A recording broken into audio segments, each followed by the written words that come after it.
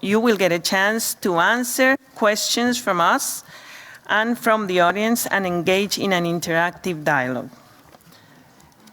Panelist number 1, Ms. Gelila Terrefe, presentation for 5 minutes, please.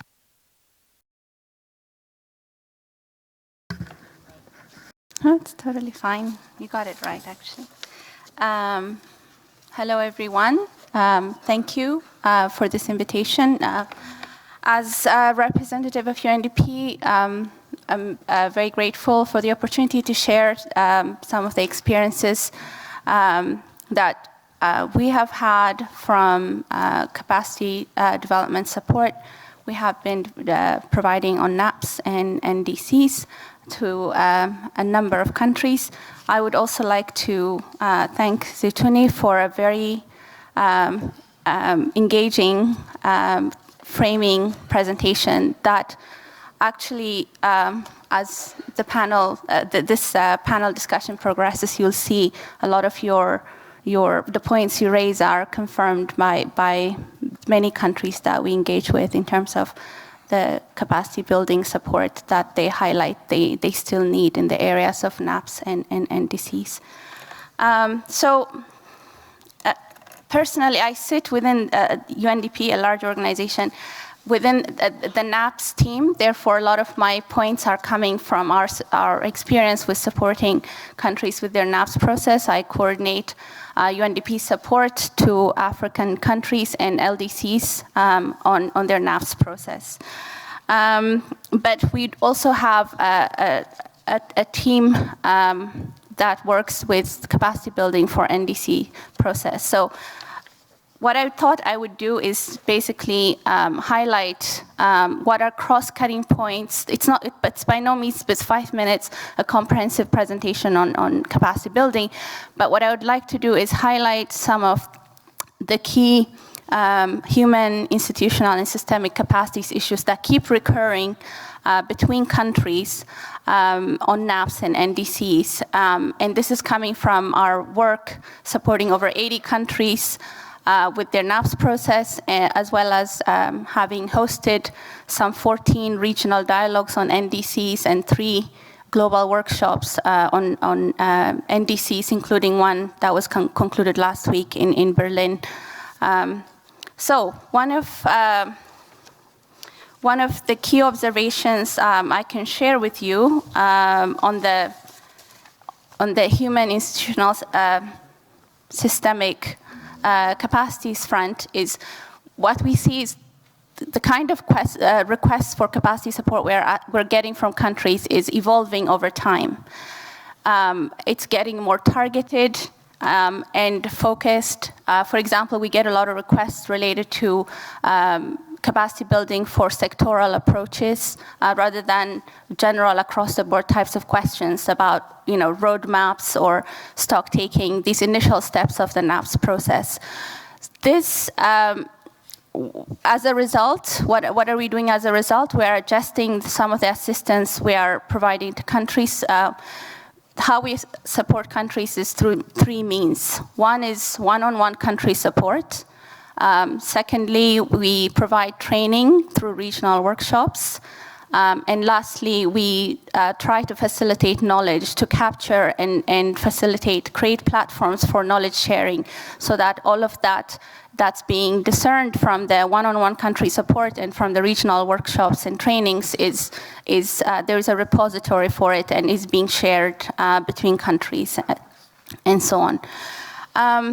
The fact that the needs are evolving over time, the capacity needs are evolving over time, also reconfirms the need to track and through indicators see the impact of capacity building initiatives we are undertaking over the years. So again, it reconfirms points that were made in the earlier presentation. Second area of capacity building support we often get, and this applies both to NAPs and NDCs, is related to data and climate information. there is a need there for enhanced access to data, but also utilization of data. It's not so much lack of information, but it's about accessing the information and then using it in a way that supports a country's priorities and adaptation actions. And so we work in this area on building data platforms, engaging providers of information such as non-state actors like the insurance industry, for example, is something that we are pursuing. Another area where we often get capacity building support requests is to identify and prioritize adaptation options. And here again, we're currently revising our training modules under the NAP Global Support Program to develop a module that's targeted at this action in particular on identifying and prioritizing adaptation options. And it will be rolled out in the second half of this year.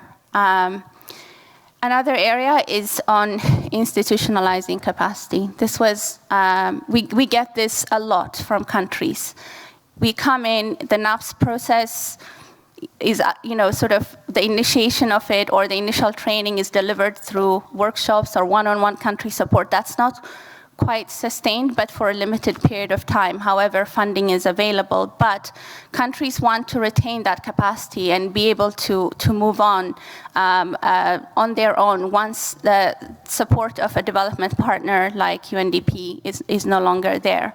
So that's a very important point, and we're looking at how we can start to address this issue of institutionalizing capacity so that when we leave, it's retained. And perhaps one suggestion, observation would be when we do capacity building programs, that a requisite part of that program has to be like a sunset clause for a development partner, and building capacity in parallel such that the function of what the development partner is taking lead on at the time can be passed on within a very defined period of time. That might be one approach. Another area that I would highlight is the fact that there are, as the previous presentation also mentioned, many capacity development initiatives going on in countries, but they are small, they come from different processes, and they are, in fact, creating more of a burden rather than, like a management burden rather than an aggregate capacity building effect on countries. And how to address that? One of the ways we are trying to look at that is, however small a capacity building initiative we are undertaking, we're trying to make sure that it's linked to a transformational context, that it's linked to long-term development and planning priorities. And this is both for NAPS and DC. So we're trying to adopt a continuum approach between planning, project to large-scale programming eventually. So when we go in, it may be for a stock-taking exercise for NAPS, but we would have the NDCs and larger programming of an adaptation project, perhaps sectoral, for programming and sort of submitting to GCF and other sources of finance. So we're trying to approach it that way as well.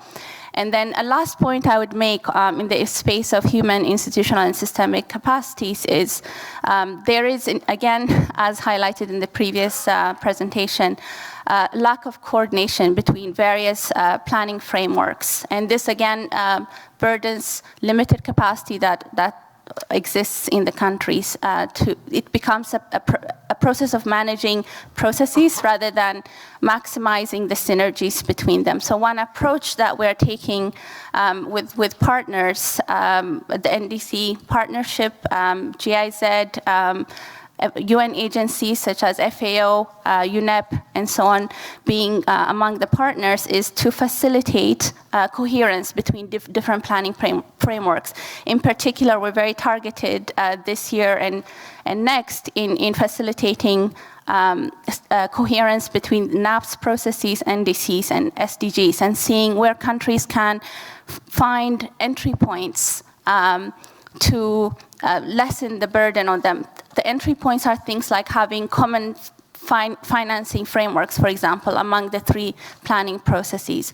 Another entry point might be the reporting cycles, to look at how it is that they can use data and a way of preparing information such that they can meet their reporting obligations in the most efficient manner for all 3 processes. And there are other entry points. So we're beginning to strongly explore this area and this approach. And along these lines, as I mentioned, we're also making, especially at country level on the ground, a lot of effort to make sure that UN agencies are working together when they support countries, bringing our comparative advantages to the table. For example, we have one of the NAP support programs we have is agriculture focused. When the entry point is agriculture and a country has identified that sector as their priority, our agriculture agency within the UN is FAO, so UNDP, FAO with support from BMUB are working to implement support to countries that in that sector, for example. So these are some of the approaches that we are taking to ensure coherence and lessen the burden of these disparate and uncoordinated approaches to capacity building on the ground. These are the main points on this issue. I had some points for the second and third areas as well, but maybe I will share them later once the main panelists for those issues make their intervention, if there's space. Okay. Thank you, Ms. Gelila. Now, panelist number 2, Ms. Mandy Burnett.